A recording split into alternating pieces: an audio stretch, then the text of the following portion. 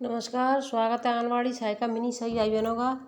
तो मैं आज सभी भाई बहनों से कहना चाहती हूँ, वीडियो में लास्ट तक बने रहें। कई अहम जानकारियाँ कुछ बहनों को यानी नई जानकारी चाहिए, कुछ को मानदेय के बारे में जानकारी चाहिए। तो आज हम आपके लिए सभी तरह की जानकारियाँ लेकर के आए हैं।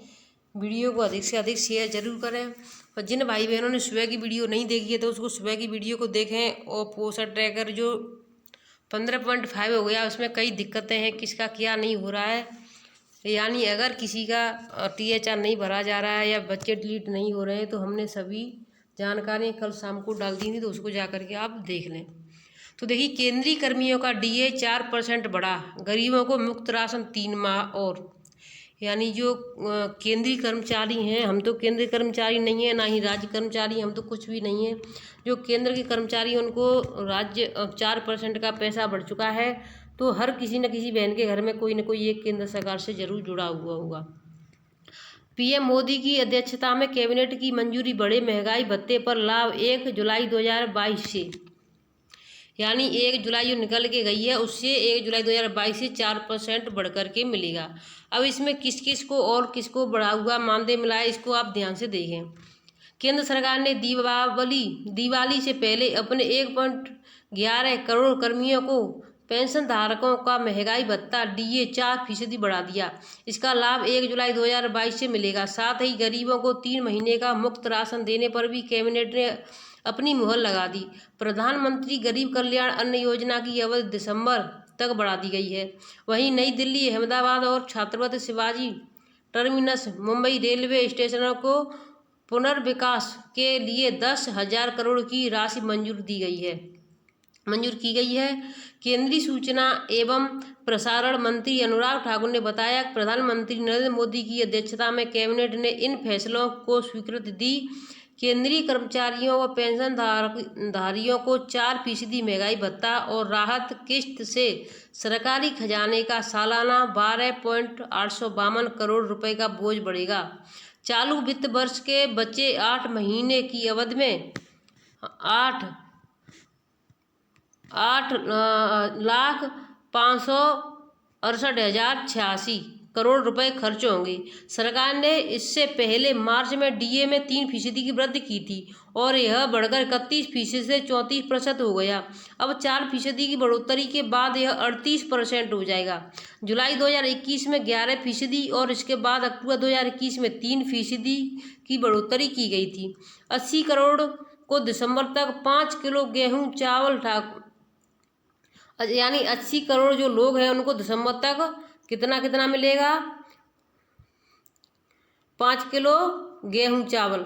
ठाकुर ने बताया, अप्रैल 2020 से शुरू अन्न योजना का यह 7वीं बार विस्तार है। इस बार 44.762 करोड़ रुपए की लागत आएगी। योजना में 80 करोड़ गरीबों को 5 किलो गेहूं और चावल हर महीने दिया जाता है। यह योजना 30 दिसंबर को खत्म हो रही है। यानी जो 30 दिसंबर 2022 है, इसको ये योजना खत्म हो जाएगी। मार्च में 3% की हुई थी बढ़ोतरी। 1.11 करोड़ केंद्रीय कर्मचारियों और पेंशन धारकों को DA का लाभ, 18,000 वेतन पर सालाना 8.640 रुपये का लाभ। यानी जिसको 18,000 एक साल में मिलते हैं उसको इतना एक्स्ट्रा मिलेगा कि यानी 8.640 रुपये का लाभ। जिन कर्मियों का मूल वेतन 18,000 है उन्हें हर माह 720 रुपये का सालाना, यानी 720 रुपये हर महीने बढ़ेंगे तो सालाना उनका 8,640 रुपये का लाभ मिल चुका है। और जिनको 20,000 मूल वेतन की मासिक है उनको 800 रुपये हर महीना, तो यानी सालाना उनको 9,600 रुपये। 25 मूल वेतन वाले हर महीने 1,000 मिलेगा तो उनको यानी एक साल का 12,000 मिल गए। और जिनको 30,000 मूल वेतन मिलता है उनको 1200 रुपये बढ़ गए तो उनको यानी एक साल में 14,400 रुपये का लाभ होगा। तो ये देखिए, आपकी बढ़े हुए मानदेय की खबर है, किसको कितना बढ़ा हुआ मिलेगा। अब देखिए, इसमें और भी कई अहम जानकारी बीच में छोड़ करके ना जाए। आज मैं आपको कई जानकारियाँ दूंगी। चुनावों का रुख बदलने वाली अन्य योजना, मुफ्त अनाज योजना के विस्तार को नवंबर में होने जा रहे गुजरात और हिमाचल प्रदेश विधानसभा चुनाव से जोड़कर जोड़कर देखा जा रहा है। इससे पहले सरकार ने मार्च में इस योजना को 6 महीने का विस्तार दिया था। तब उस दौरान उत्तर प्रदेश, उत्तराखंड, गोवा सहित 5 राज्यों की विधानसभा चुनाव होने वाले थे। यह योजना इन चुनावों का रुख बदलने वाली साबित हुई थी। योजना पर लगभग 4 लाख करोड़ होंगे खर्च। केंद्रीय मंत्री ने कहा कि अगले 3 महीने त्योहारों के होंगे। ऐसे में सरकार चाहती है कि आम लोगों के चेहरे पर मुस्कुराहट हो। मुफ्त अनाज योजना के लिए अगले 3 महीने में 122 लाख मीट्रिक टन अनाज की जरूरत होगी। अप्रैल 2020 से अब तक इस योजना में 3.45 लाख करोड़ रुपए खर्च हुए हैं। 7वें विस्तार के बाद इस योजना का 3.91 लाख करोड़ रुपए व्यय होंगे। तो देखिए इतना खर्च हो चुका है और कितना किसको मिलेगा ये भी आपने देख लिया, किसके कितने, यानी किसी को 20,000 मिलता है तो 800 रुपये महीने एक्स्ट्रा मिलेगा उसको। जिसको 18,000 मिलता है उसको हर महीने 640 रुपया बढ़कर मिलेगा। जिसके एक साल में जिसको 18,000 मिलते हैं उसको 720 रुपये बढ़कर के मिलेंगे। जिसके एक साल के हो जाते हैं 8,640 रुपये। तो देखिए इस तरीके से सभी की जो बढ़ गया है मानदेय। अब मैं आपको एक और जानकारी, तो देखिए कोर्ट में फैसला डाल दिया है बहनों ने। मैं आपसे कहना चाहती हूँ वीडियो को शेयर जरूर करें, अधिक से अधिक शेयर करें। तो देखिए कोर्ट में आपका नंबर है 17, केस का नंबर है 22/2022 का, यानी नंबर 6,6428 नंबर पर याचिकाकर्ता श्रीमती मनीषा कन्नौजिया और अन्य प्रतिवादी जिलाधिकारी एवं अन्य, यानी जो जिसने कोर्ट में केस किया है, डाला है, याचिका डाली है आंगनवाड़ियों के लिए, उसका नाम है श्रीमती मनीषा कन्नौजिया। याचिका के वकील हैं अभिलाषा पांडे, प्रतिवादी के लिए वकील CSC माननीय आलोक माथुर जी। याचिका नंबर 1 देखिए आपकी क्या क्या इसमें याचिका डाली है, किस चीज़ के लिए। याचिकाकर्ता की ओर से विद्वान प्रवक्ता सुश्री अभिलाषा पांडे तथा प्रतिवादी की ओर से विद्वान स्थायी अधिवक्ता को सुना गया। याचिका द्वारा उठाए गए मुद्दे पर उचित विचार की आवश्यकता है। कहा जाता है कि याचिकाकर्ता आंगनबाड़ी कार्यकर्ता के पद पर कार्यरत है और समेकित बाल विकास सेवा योजना के तहत आंतरिक गांव में नियुक्त है, जहां वे बाल श्रमिकों के लिए और नवजात बच्चों के संबंध में भी सहायता करती हैं। वर्तमान रिट याचिका में उठाई गई शिकायत यह इस तथ्य से संबंधित है कि जब भी चुनाव होते हैं और जनगणना कार्य होते हैं तो याचिकाकर्ता को ऐसे कार्यों में काम करने के लिए नियुक्त किया जाता है और परिणाम स्वरूप यह आंगनबाड़ी केंद्र के काम का प्रतिकूल प्रभाव डालता है और ये भी अपने कर्तव्यों का निर्वहन करने और उन महिलाओं और बच्चों की देखभाल करने में असमर्थ है जिन्हें उनकी सेवाओं की आवश्यकता है। आपकी तो देखिए ज़रूरत है, हमें खुद भी उन बच्चों की, अपने हमारे बच्चे छोटे हैं तो हमें भी ज़रूरत है अपने बच्चों की, लेकिन नहीं, सरकार को ऐसा कुछ नहीं है।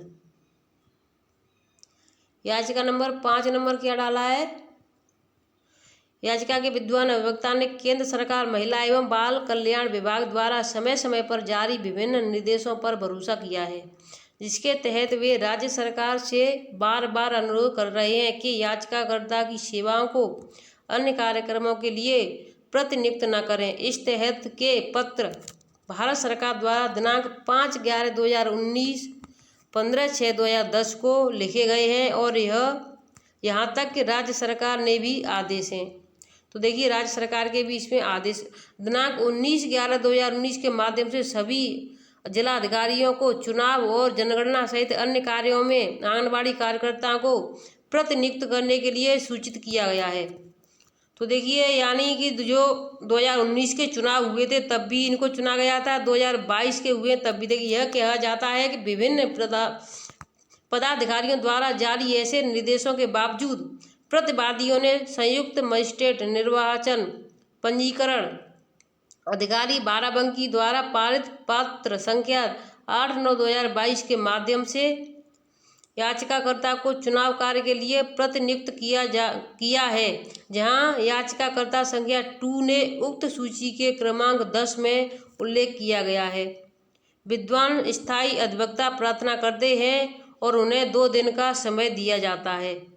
तो देखिए उनको 2 दिन का समय दिया जाता है, उनको क्या सूची बनानी है, क्या कहना है, इसके बारे में कि हर बार आंगनबाड़ी बहनों का जब भी चुनाव कहीं आता है, चाहे 2019 का हो, 2022 का हो, 2014 का हो या 2017 का हो, आंगनबाड़ी बहनों को ही लगा दिया जाता है। और तो और जैसे जो कोई टीचर महिला आती है या शिक्षा मित्र महिला आती है तो उनके बच्चों के रखरखाव के लिए आंगनबाड़ियों को लगा दिया जाता है कि आप उनके बच्चों को रखो। तो ऐसा अन्याय आंगनबाड़ी बहनों के साथ किया जाता है, जैसे कि हर जगह पर आंगनबाड़ी बहनों को नीचा दिखाने की कभी जसोदा मैया कह देते हैं, कभी कुछ कह देते हैं, और जो प्रमोशन की लिस्ट है उसका कुछ अता पता नहीं है। लेकिन आंगनबाड़ियों से काम लेना ही सिर्फ सरकार जानती है, न कि पैसा देना। अभी 4% देखिए केंद्र सरकार ने केंद्र कर्मचारियों का बढ़ा दिया, लेकिन कम से कम हम बहनों के लिए कभी एक ये नहीं सोचा कि आंगनबाड़ी बहनों के लिए भी एक बार पैसा बढ़ाने के लिए सोचते।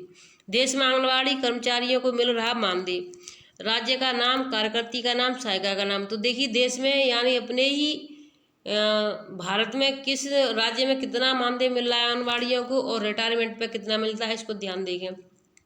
आपका पांडिचेरी में मिलता है 19,480 रुपये, सहायिका को मिलता है 13,330 रुपये। तो देखिए यहाँ तो आंगनबाड़ी को भी इतना आधा भी नहीं मिलता है, यहाँ पर उनकी सहायिका को मिलता है।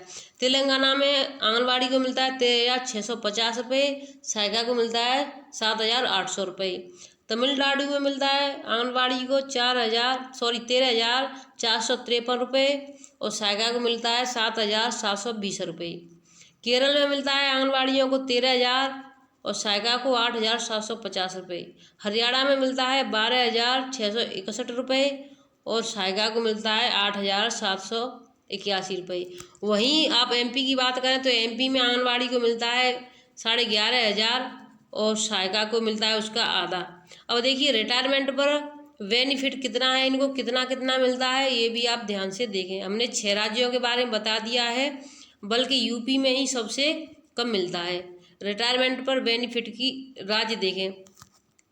पश्चिम बंगाल में 3 लाख रुपए मिलते हैं यानी रिटायरमेंट पर। महाराष्ट्र में 1,50,000 मिलते हैं यानी 1.5 लाख, उससे आधी। पंजाब में भी 1,50,000, उससे आधी। आंध्र प्रदेश में भी 1,50,000 रिटायरमेंट पर। तेलंगाना में 1,50,000 रिटायरमेंट पर और हरियाणा में 1,50,000 रिटायरमेंट पर। तो उत्तर प्रदेश में सबसे कम मानदेय कार्यकर्ती का 5,500, सहायिका का 2,750 रुपये। क्यों है? योगी सरकार जवाब दो। तो देखिए योगी सरकार कभी जवाब नहीं देगी, कभी पैसा नहीं बढ़ाएगी। आंगनबाड़ियों से सिर्फ काम ही काम, और ऑनलाइन काम करो, ऑफलाइन काम करो। अगर कहीं कोई कमी रहती है तो इसके लिए आपकी नौकरी समाप्त कर दी जाएगी, मानदेय रोक दिया जाएगा। और तो और मैं एक बात और कहना चाहूँगी, और आपको कोई भी रिचार्ज का पैसा नहीं मिलेगा, समय पर कोई पैसा नहीं मिलेगा। सिर्फ आपको एक ही ऑर्डर है, काम करो।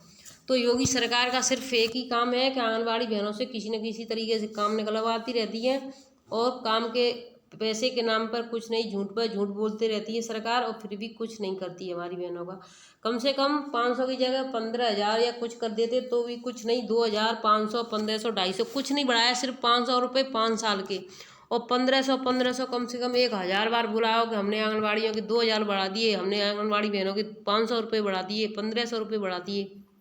जब खुदा पहाड़ निकली चुईया उसमें से कि जब देखा तो उसमें 500 रुपये बढ़े हुए, तो वो भी समय से नहीं आ रहे। कम से कम त्योहार मुँह सिर पर आ गया। आंगनबाड़ी बहनें अपना जो करवा चौथ का व्रत है, सबसे पहले 9 देवियों का जो व्रत है उसका जो करेंगी कार्यक्रम, तो उसके लिए पैसा नहीं है। 1,500 रुपये जो डाले थे वो पता नहीं कितने दिन पहले, तो उनका बहनों का खर्च 2 से 4 दिन का चल गया होगा। लेकिन सरकार को इन चीज़ों से फ़र्क नहीं पड़ता है। अब उनके पास क्या है, इसलिए मैं आपको ये बात और बताना चाहूँगी कि इसका भी हमारे पास जानकारी आ चुकी है, इसको भी देखें अभी। तो देखिए जो सामा जमी जो उत्तर प्रदेश की जो है जिला अध्यक्ष, यानी उत्तर प्रदेश की अध्यक्ष हैं, प्रदेश अध्यक्ष, तो उन्होंने ये ट्वीट किया है। उन्होंने हमारे व्हाट्सएप नंबर पर भेजा था कि भारत सरकार के पास अभी कोई पैसा नहीं है। सभी बहनें पूछ रही थी कि पैसा कब आएगा, पैसे के बारे में जानकारी दो। तो हमने उनसे जानकारी ली, तो उन्होंने बताया कि भारत सरकार के से बजट न आने के कारण मानदेय नहीं मिल पा रहा है। यानी जो भारत सरकार है उनके पास पैसा नहीं है, तो उन्होंने बजट भेजा नहीं राज्य सरकार के पास, इसलिए राज्य सरकार ने अपना दे दिया है। हमने अभी जानकारी ली है साइमा जमील, यानी राज्य सरकार का जो 1,500 रुपये था वो आपका आ गया है, और जो केंद्र सरकार का था पैसा वो नहीं है, क्योंकि केंद्र सरकार के पास आंगनबाड़ी बहनों के लिए पैसा ख़त्म हो गया है और बाकी केंद्रीय जो कर्मचारी हैं उनके लिए 4% का फिर से डीए बढ़ा दिया गया है। तो देखिए वीडियो अच्छी लगी है तो शेयर करें, चैनल को सब्सक्राइब करें जो नए भाई बहन जुड़े हैं।